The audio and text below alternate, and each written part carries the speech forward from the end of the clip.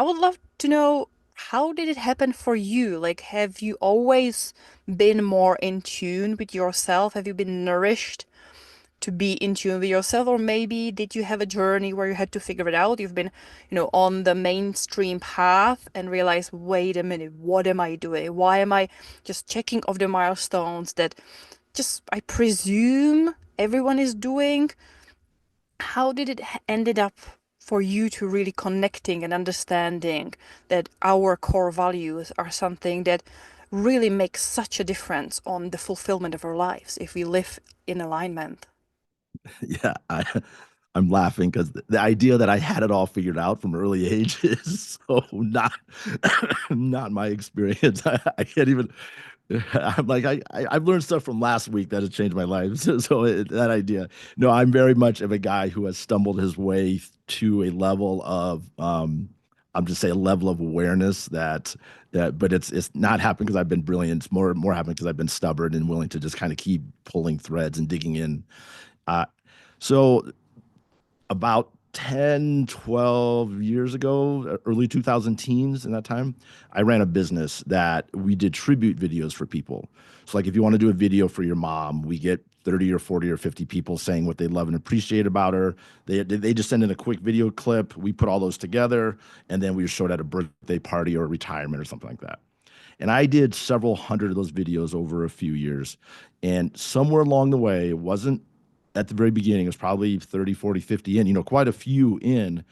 I started to see that there was always a theme in the video. The person was about love or joy or happiness, something like that. It wasn't loud, it wasn't overt, it wasn't like everybody said the same thing. But I had had an interest in like personal development and transformation. I came to that job, and because I just was sitting there for literally years of my life listening to people say nice things about someone they love, I just started to pick up there's this theme. And this was the time that I started reading books on, knowing your purpose and understanding your why and values. Like I started reading that, and then it dawned on me that that theme that I was seeing, that was who that person was. And they had shared it through their actions and interactions with their family and friends. And then their family and friends were reflecting it back in their videos. And I got like this essence of who they were. And I did videos for people 7 to 90 all over the world, like very famous people and very just everyday moms, dads, and grandparents. And because of that, I'm like, oh, we all have something at our core. It's there from our lives from a very early age. It impacts our actions and interactions, and we don't know what it is, but it's there. And no one person could see it. Like no one person said, "Oh, these are the values," but it was because it was just all the collection. So I was like, wow, this is really interesting. So I went to work to figure out how to bring that coreness and those core values from the background of our lives to the foreground. And I went to work and I was super excited. I was like, oh, I got the system, and I started trying to coach people, and it failed miserably. It just didn't work. And in looking back, there were a variety of things, but where it really came to a head, it was in January of 2022, so about a little over 3 years ago. I woke up one day totally burnt out. I my business was struggling. I was going through a divorce. It was post COVID. I was living alone. It just was like, just a bunch of stuff. I couldn't say any one thing, but I woke up one day and I said, I just can't be anything but myself. I just don't have the energy. And then a couple days later, a, uh, I woke up and I said, okay, well, if I can only be me, then who am I and how can I be more of that? And then a few days after, or a few weeks after that, because at that time I had worked it out to where I had 5 core values. I had that. And a friend of mine told me the story about the Navy SEALs who put everything in sets of 3. The Navy SEALs being the military group here, in the US. And it, this transformation was not brilliant. It was not deep. It was literally, well, it wasn't this language, but it was screw it. I'll just do 3 because that sounds easier. And so I reduced my core values to courage, connection, and curiosity. And then I started waking up every day saying, how can I bring courage, connection, and curiosity to my day? And at the beginning, it was, I'm going to wake up, I'm going to go to the bathroom, I'm going to get a drink of water, I'm going to get back into bed. Like that was all the courage I had because I just didn't have the energy. Because, if you and your listeners know, when you burn out, you're burnt. I mean, it is a level of exhaustion that is you can't share until you don't know what it's like until you experience it. But so I did that. It was like baby step, baby step, baby step. And then within a few months, I woke up one day and I was like, wait a minute, I'm not burnt out anymore. It was as shocking as the day that I woke up burnt. I woke up not, and I didn't do any yoga, I didn't do any meditation, I didn't do any journaling, I didn't do anything. I just kept exploring these core values. Excuse me, these core values.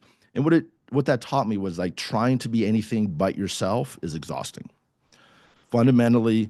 And then if you add on external sources like divorce and COVID and business challenge, you add those on, it just wears you down. And then at some point you hit a wall, which is what happened to me. So then I went a little hog wild. I get very excited about stuff, you might tell.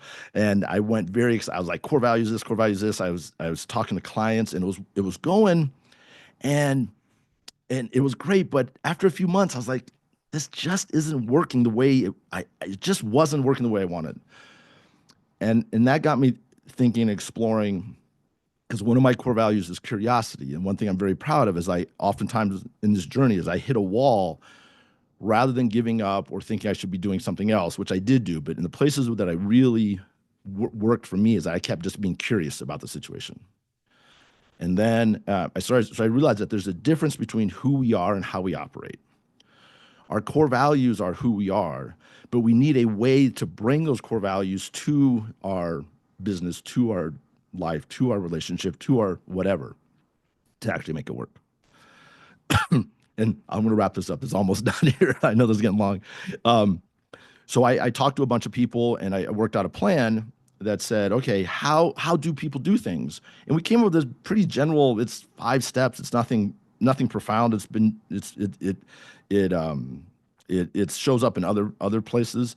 Basically, you say, okay, what's the goal? What's going on in that situation right now?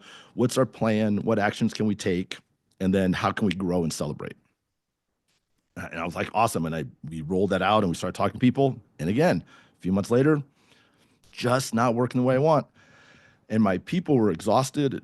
And I'm like, wait a minute, we have a step for celebration. Like at the end, you should be celebrating yourself. Like, why aren't you celebrating yourself? And I got a little frustrated. But what I realized, and when I looked at my own life, is that by the time we get done with something, we are too often exhausted, too exhausted, too self-critical, too self-deprecating. Maybe we think that celebration should only come from someone else, so we don't actually celebrate ourselves. So then I said, "Oh, well, then let's move celebration to the front." And people were like, "Can we do that?" And I said, "Yes." And from that's been about a year now. So we always celebrate. We say, "Hey, what can you celebrate about yesterday? What's the goal? What isn't working in that area? What do your core values say to do?" And we always get your core values down to 3. And then what actions can you take today? And that process is just magical. It just works. And every time I go through it, like I just used it today, it just teaches you something new. It energizes you. It gives you confidence. It sparks innovation. And excuse me, I'm getting over cold. It gives you the energy to do the things that you need to do so you physically cannot burn out. I mean, maybe you could, but I just don't think you can. It would do it long. So all that story said, it's been this long journey of me basically doing my work on myself.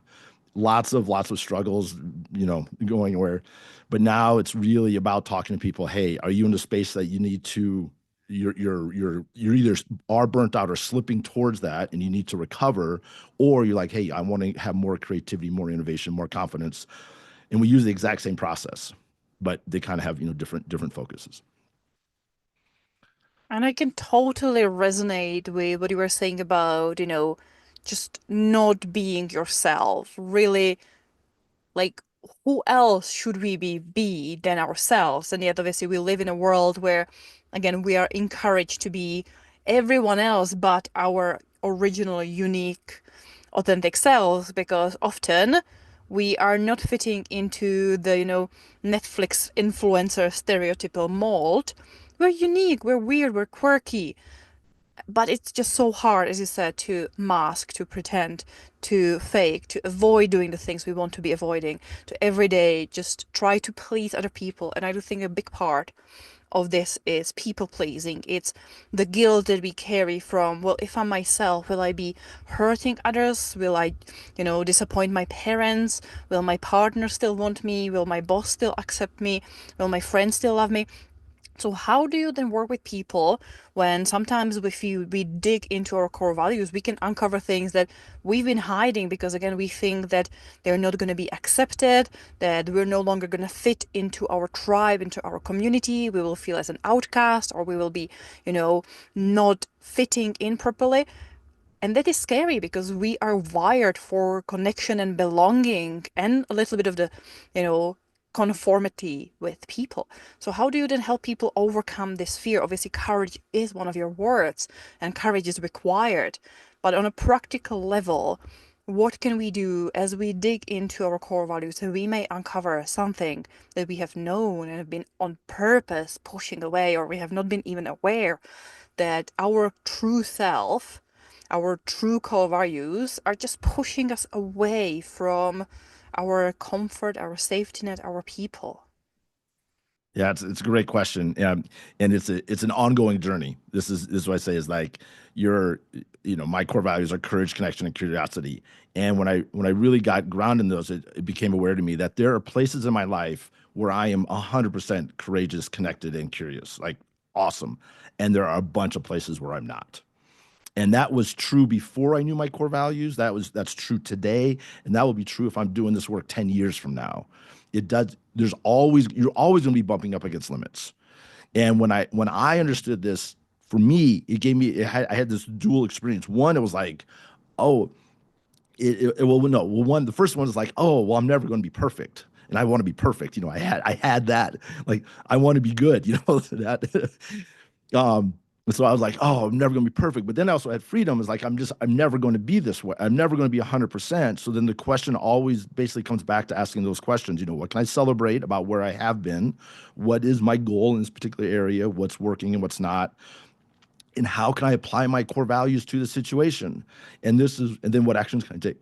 And by doing that, you just keep moving forward. You're just acknowledging that there's places where you are great at being yourself and there's places where you're not. And that's always going to happen. It does not matter how far along.